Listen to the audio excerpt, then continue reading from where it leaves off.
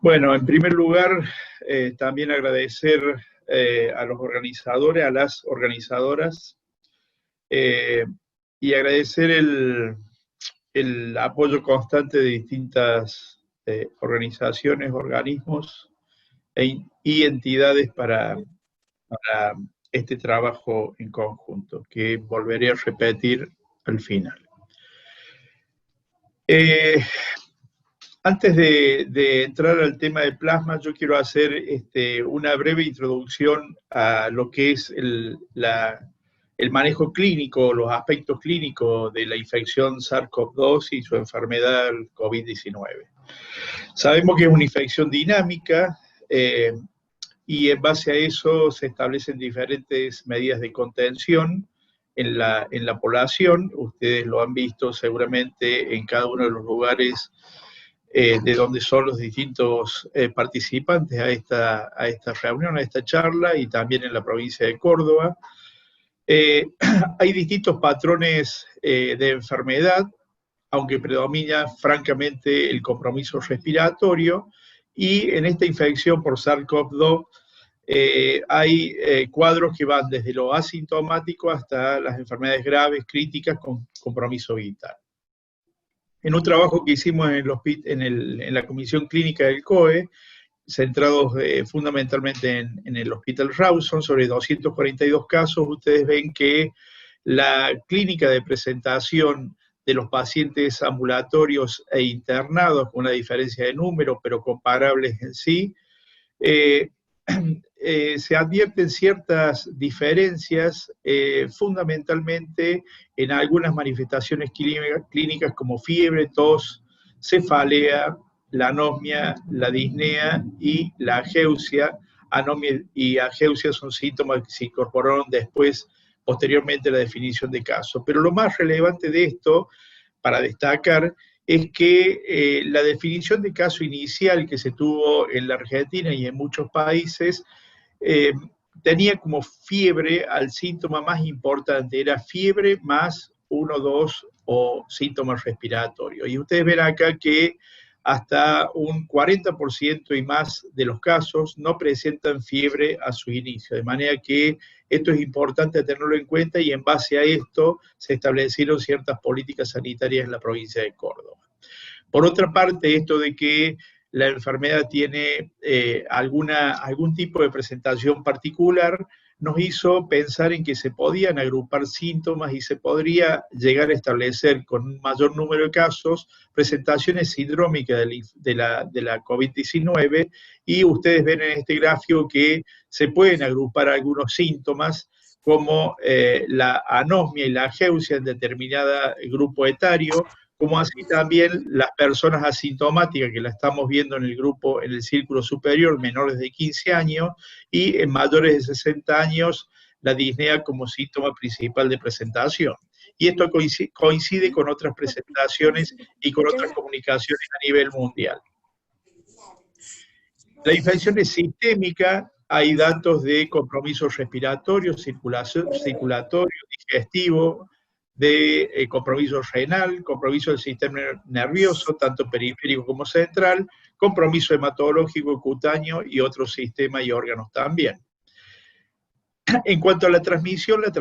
es variable, y esto también ha motivado distintas intervenciones en distintos lugares y en distintos países del mundo, y sabemos que hoy por hoy lo más aceptado es que son gotas de hasta 5 micras. De esto hay comunicaciones permanentes de qué tamaño tienen que tener las gotas y hasta cuánto distancia contagia, pero lo importante a tener en cuenta acá es que es un virus de transmisión por gota gruesa, por gota grande, a diferencia de otras enfermedades virales. También tener en cuenta el tema de las manos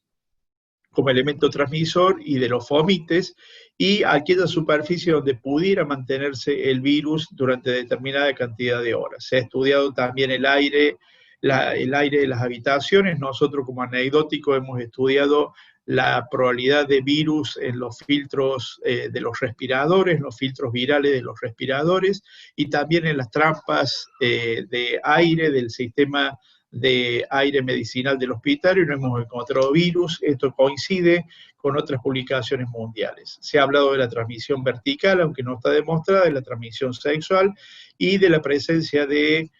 carga viral positiva y partículas virales en heces, aunque se duda de su real transmisión, y la doctora Re está haciendo un trabajo en base a esto con pacientes COVID. En base a esto uno puede inferir que hay algunas cuestiones clínicas que tienen que ver con determinadas variables del laboratorio y que tienen implicancia no solamente, como dijo la doctora Gallego, en cuanto a lo clínico estrictamente, sino a lo sanitario y que va más allá de la atención estricta del paciente del ámbito hospitalario. Y ustedes ven que la enfermedad puede ser muy transmisible dependiendo de la carga viral, dependiendo del tiempo de evolución, o puede ser menos transmisible también dependiendo de si el paciente es asintomático o dependiendo de también la carga viral que tiene. Se supone que un paciente que es asintomático tendría menor carga viral, pero hay comunicaciones que hablan de que los pacientes, incluso asintomáticos, podrían estar transmitiendo el virus hasta 72 horas previas al inicio de los síntomas. De manera que todo esto hay que tenerlo en cuenta a la hora de evaluar y desarrollar políticas sanitarias. En este gráfico vemos nosotros precisamente esto, que aquellos pacientes con síntomas sintomáticos tienen una carga viral mayor y tienen un periodo de transmisibilidad del virus mayor, y las personas asintomáticas harían lo contrario. Hasta la fecha, en cuanto a prevención y tratamiento, no tenemos vacunas disponibles. Hay 3 líneas de vacunas fundamentalmente basadas en distintas líneas o en distintas fases de la replicación viral y de la intervención de una partícula ya sea atenuada o en base a ingeniería genética, como para estimular los anticuerpos y anticuerpos protectores y evitar la transmisión o evitar la infección. En cuanto al tratamiento específico, si bien no lo tenemos, no hay, sabemos que hay un sinnúmero de medicamentos. Yo he puesto los más importantes acá. Prácticamente en todo el mundo se empezó a usar desde que aparecieron los primeros casos lopinavir, ritonavir, que es un antiviral que se ha usado durante mucho tiempo y se sigue usando en la infección por VIH-Sida. Hidroxicloroquina con o sin el agregado de acitromicina, cloroquina también. Y estos 2 medicamentos ya han sido sugeridos no utilizarlos más, tanto desde la Organización Mundial de la Salud, de OPS y distintos organismos, incluso el Ministerio de Salud de la Nación ya lo ha discontinuado, o mejor dicho, ha propuesto no utilizarlos más, y en Córdoba no lo estamos utilizando más, pero al principio usamos estas asociaciones, ya sea lopinavir, ritonavir, hidroxicloroquina más acitromicina por separado juntas. Remdesivir, la droga que está muy promocionada ahora, que es un antiviral también, que tendría efecto y se ha usado en SARS-1 y en MERS, con efectos disímiles. También se probó en ébola también con efectos y resultados dispares. Darunavir, otro medicamento antirretroviral que se usa en la infección por VIH-Sida, ha sido propuesto como terapia en SARS-CoV-2, pero todavía no hay comunicaciones de resultados. Interferón es la otra droga que se está usando en este momento y está dentro, junto con Remdesivir, el protocolo Solidaridad de OMS, donde nosotros del Hospital Rawson estamos participando, y después hay una serie de medicamentos como nitazoxamida, que es un antiparasitario, los inmunomoduladores, fundamentalmente aquellos anticuerpos monoclonales que actúan como inmunomoduladores, que se pueden usar y se han propuesto como tratamiento, los bloqueantes de la enzima convertidora, que es uno de los receptores para la fijación del virus, otros antivirales relativamente nuevos, los inhibidores de la interleuquina 6 en la cascada de la inflamatoria, la ivermectina, un antiparasitario también, anticoagulantes, el sildenafil ibuprofeno como los más nombrados. Ibuprofeno, la única experiencia es acá en Argentina y particularmente en Córdoba, con resultados que desde mi punto de vista no son alentadores y no se debería usar porque es bajo la forma de nebulización. Esquemáticamente uno puede ver en esta figura dónde actuarían los distintos medicamentos que se pueden usar en las distintas fases de la replicación del virus. Y esto es muy importante porque incluso al no encontrar tratamiento ya se propone que probablemente el tratamiento más efectivo sería aquel que combina distintos medicamentos que actúen en distintas etapas del virus y así lograr la efectividad terapéutica. Es lo que sucede con el VIH-Sida y otras enfermedades también, es decir, asociación de múltiples fármacos para que actúen en distintas maneras. Concretamente, en el caso que nos ocupa hoy, la utilización del plasma convaleciente con anticuerpos neutralizantes actuaría en la fase de fijación, como dijo Sandra, impidiendo toda la acción sobre la célula y la replicación viral. También tendría otros efectos que lo vamos a ver más adelante. Y precisamente en esta cuestión clínica de la presentación del COVID-19 hay fases muy bien establecidas ya de la enfermedad, y esto es muy importante desde el punto de vista terapéutico, porque hay una fase inicial que es de respuesta viral y una fase más tardía que es la fase inflamatoria, y precisamente los tratamientos deben buscar impedir que se desarrolle esta fase inflamatoria, que es la fase que va a comprometer la vida del paciente. Entre los tratamientos propuestos en el último tiempo ha estado el uso de la dexametasona, que es un corticoide de efecto relativamente rápido, que lo que ha demostrado en este estudio multicéntrico sobre 2.000 pacientes en la rama dexametasona y 4.300 pacientes en la rama sin dexametasona en el grupo control, es la reducción de la mortalidad a los 28 días contra placebo, la disminución de la indicación de la respiración mecánica asistida, es decir, disminuye la posibilidad de que el paciente o la necesidad de que el paciente vaya a respiración mecánica asistida, la disminución de la mortalidad y actúa en el proceso inflamatorio como se ha demostrado. También en el último tiempo, en el último mes, se ha propuesto el tratamiento con la nanoterapéutica, es decir, el tratamiento con partículas de distintos medicamentos y distintos inmunomoduladores en partículas que tienen el tamaño de 10 a 100 nanomilímetros, y esto actuaría directamente en el lugar de anclaje del virus, y que sería promisorio su utilización, pero seguramente muy caro. Y como dijo Sandra, hay distintas comunicaciones con respecto a la utilización de plasma convaleciente de pacientes recuperados para la terapia. Y Sandra hizo mención a todos los trabajos que hay, yo he puesto solamente algunos, y tiene el fundamento de que es una inmunoterapia adaptativa clásica, actúa no solamente en el tratamiento, sino en prevención de muchas enfermedades. En las últimas décadas se ha usado en SARS, MERS, en H1N1, en ébola y otras enfermedades virales, y en realidad desde fines de 1800 se han ensayado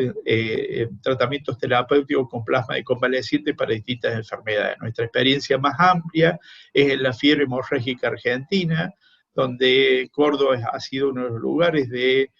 no solamente de investigación, sino de que ha impulsado en el grupo de la doctora Sabatini en la utilización de esta forma terapéutica con una reducción de la mortalidad de los pacientes con fiebre hemorrágica argentina, y que se ha utilizado a partir de ahí en otras enfermedades hemorrágicas producidas por virus. El plasma de convaleciente sabemos que contiene proteínas como las citoquinas antiinflamatorias, tiene factores de coagulación también, tiene anticuerpos naturales como las defensinas, las pentraxinas y otras proteínas indefinidas, pero que tienen efecto de anticuerpos naturales. y proporciona beneficios de inmunomodulación, mejorando la respuesta inflamatoria severa. De manera que no es solamente el efecto sobre el bloqueo en la recepción del virus por parte de la célula, sino también que actúa como con un efecto antiinflamatorio, impidiendo que se desarrollen todos los efectos producidos por la tormenta de citoquinas. Esta tormenta inflamatoria es lo que va a llevar al daño de órganos, particularmente el pulmón, y que es lo que va a perpetuar la enfermedad y exponer al paciente a la muerte. Estos anticuerpos neutralizantes son cruciales para la eliminación del virus, por eso es tan importante que nosotros podamos hacer el plasma, pero podamos hacer el plasma titulado, que es la particularidad que estamos asistiendo nosotros, que es la posibilidad de titular el plasma convaleciente, ya que hay muchos trabajos publicados donde no se ha hecho esta titulación y se infiere que los pacientes pueden tener determinada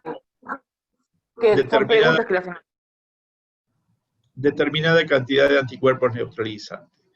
La eficacia del plasma se va a asociar a la concentración de anticuerpos neutralizantes y se descubrió, como mencionó Sandra también, que hay un receptor, el receptor SPIKE, que estaría implicado en este juego que hace los anticuerpos neutralizantes del plasma con la fijación viral. Por otra parte, hay otras vías mediadas por anticuerpos, como activación del complemento, la citotoxicidad celular de anticuerpos y la fagocitosis, que también tendrían un efecto terapéutico a partir de la utilización de plasma convaleciente. De manera que es muy importante, recuerdo, digamos, cómo el virus se va a fijar a la célula huésped, y a partir de ahí todos los efectos que va a producir, y lo importante de utilizar tratamientos antiinflamatorios, ya sea como la dexametasona o el plasma convaleciente, porque actúan precisamente a este nivel, que es el nivel de fijación del virus a la célula. Como mencionó Sandra también, la respuesta de anticuerpos es dispar, pero es muy importante tener en cuenta que, y esta cuestión también de que, si bien hay una respuesta clásica, como todo virus, de la producción de anticuerpos IgM y IgG, también hay distintos patrones de comportamiento de estos anticuerpos, y esto hay que tenerlo en cuenta a los fines no solamente terapéuticos, sino a los fines diagnósticos y a los fines sanitarios también, como mencionó Sandra. La utilización de plasma está propuesto, y esto es un protocolo de acceso extendido que propuso la Nación para la utilización de plasma y que nosotros hemos adoptado en el hospital, que es para pacientes con enfermedad grave fundamentalmente, con una frecuencia respiratoria de mayor de 30 respiraciones por minuto, con una saturación de oxígeno de menor al 93%, saturación periférica, una PAFI, es decir, una relación fracción inspirada de oxígeno y presión de oxígeno arterial de menos de 300, y la presencia de infiltrados pulmonares, es decir, compromiso pulmonar por las imágenes radiológicas o de tomografía bilaterales y comprometan el 50% del pulmón dentro de las primeras 24 o 48 horas. También la enfermedad COVID-19 con falla respiratoria, independientemente de la presencia de lo que acabo de mencionar, la presencia de shock séptico en pacientes con COVID o la falla multiorgánica tiene indicación de plasma de convaleciente. La dosis es de una unidad de 200 a 250 mililitros y que haya sido testeada para anticuerpos específicos SARS-CoV-2, y en el caso de que el médico tratante lo considere necesario, se puede repetir la dosis dentro de las 12 horas posteriores. Nosotros, como rutina, estamos haciendo en este momento 2 dosis, se ha estipulado así, y ya vamos a ver algunos resultados. Es muy importante establecer cuáles son, en una línea de tiempo, cuáles son los síntomas y cómo es la forma de presentación de la enfermedad. Nosotros en Córdoba analizamos 104 pacientes internados en cuanto a una línea de tiempo desde la fecha de inicio del síntoma y los distintos eventos que se van presentando en estos pacientes, y ustedes ven que al día 6 aparece la dificultad respiratoria en nuestros pacientes, al día 7 los pacientes se internan, y aparece lo que se denomina síndrome de distrés respiratorio del adulto, es decir, el compromiso pulmonar grave de un paciente con COVID-19. Por lo tanto, todo tratamiento debe ser administrado, todo tratamiento antiinflamatorio debe ser administrado antes de que se produzca este fenómeno de distrés respiratorio del adulto, porque cuando se produce el distrés ya está desencadenada toda esta cascada inflamatoria y que compromete la vida del paciente. Por lo tanto, uno debe llegar al tratamiento precisamente antes de que el paciente comprometa su estado general, comprometa su función respiratoria y antes de que el paciente desarrolle el síndrome de distrés respiratorio del adulto. Hay una secuencia, hemos establecido una secuencia de seguimiento del paciente, del seguimiento clínico y del seguimiento del laboratorio del paciente que se le administra plasma, que simplemente pongo el slide que ustedes lo tomarán después. Esto es una sugerencia de seguimiento en base a lo que denominamos nosotros score COVID de laboratorio, que ya vamos a ver cuál es, y cómo se va a ir detectando, dosando la respuesta en anticuerpos IgG posterior a la administración de plasma convaleciente. Hasta la fecha nosotros hemos indicado a través del Hospital Rawson, con la coordinación con la provisión y supervisión del Departamento de Medicina Transfusional de la provincia y la determinación de anticuerpos neutralizantes por parte del Instituto Vanela, a 20 personas con la modalidad plasma y convaleciente.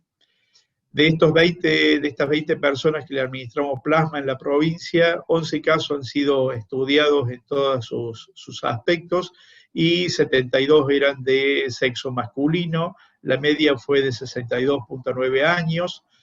con un rango 35-91. Todos presentaban enfermedades previas, es decir, la indicación de internación es factores coexistentes, es decir, enfermedades predisponentes o más de 60 años, todos tenían enfermedades previas, predisponentes, 36% de los pacientes tenían 2 o más comorbilidades, 5 personas tenían hipertensión arterial, que es la hipertensión es la causa más, o la patología concomitante más frecuente en nuestros pacientes. 3 pacientes tenían diabetes mellitus, que es la otra enfermedad predisponente junto con la enfermedad neurológica, la obesidad, la cardiopatía crónica y la enfermedad respiratoria crónica. En los datos clínicos de estos 11 pacientes, la disnea, es decir, la dificultad respiratoria, se presentó en poco más de la mitad de los pacientes, la tos casi en la totalidad de los pacientes, como así también la fiebre. Casi todos los pacientes durante la internación desarrollaron fiebre, si bien no la tienen al inicio de la enfermedad, durante la internación desarrollan fiebre, que esto es una característica también del COVID, que ha sido comunicada por otras series. La anosmia en poco más de un tercio de los pacientes, igual que la digeusia, menor la diarrea, y sobre todo en personas adultas mayores, y la cefalea como dato importante también, que es una de las formas de manifestación del COVID, al menos en las series estudiadas por nosotros. En estos pacientes, el 81% presentó saturación baja, es decir, fue uno de los criterios de indicación de plasma. 66% presentó una frecuencia respiratoria mayor a 20, esto también es una de las indicaciones de plasma. El 36% requirió asistencia respiratoria mecánica, y 2, se le hizo la infusión durante la respiración mecánica asistida y 2 posteriormente, es decir, 2 en el mismo día y 2 durante la respiración mecánica asistida. Esto es muy importante. El promedio de duración de requerimiento de respiración mecánica asistida fue de 9.75 días, es decir, casi 10 días de requerimiento de REMI, si lo comparamos con otras series publicadas que término medio los pacientes usan respirador durante 14 días. Si bien esta serie de 11 pacientes analizada es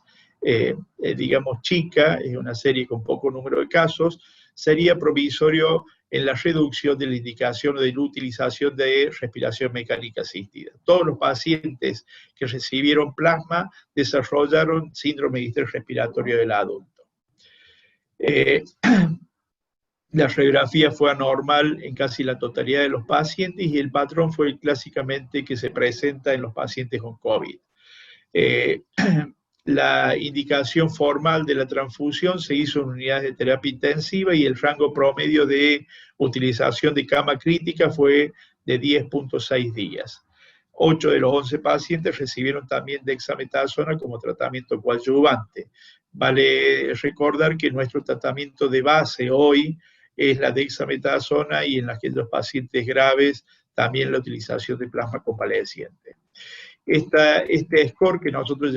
denominamos score COVID de laboratorio, que lo analizamos en estos 86 pacientes,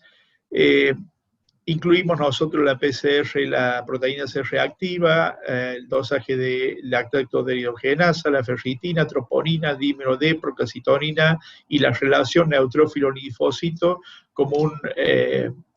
marcador subrogante que ha sido comunicado por algunos estudios como importante en la gravedad de los pacientes con COVID. Y ustedes ven que en esta serie nuestra, 86 pacientes, simplemente la relación neutrófilo-linfocito es un marcador importante y que se ve alterado en un número importante de pacientes, de manera que nosotros lo proponemos como uno de los elementos a analizar en el laboratorio como score COVID. Fíjense ustedes en el análisis de estos 11 pacientes cómo va modificando la PCR después de la administración de plasma. Acá está la administración de plasma, usamos o analizamos los días previos la PCR y lo analizamos los días posteriores. Y acá estos picos de PCR elevada, este es un promedio de todos los pacientes.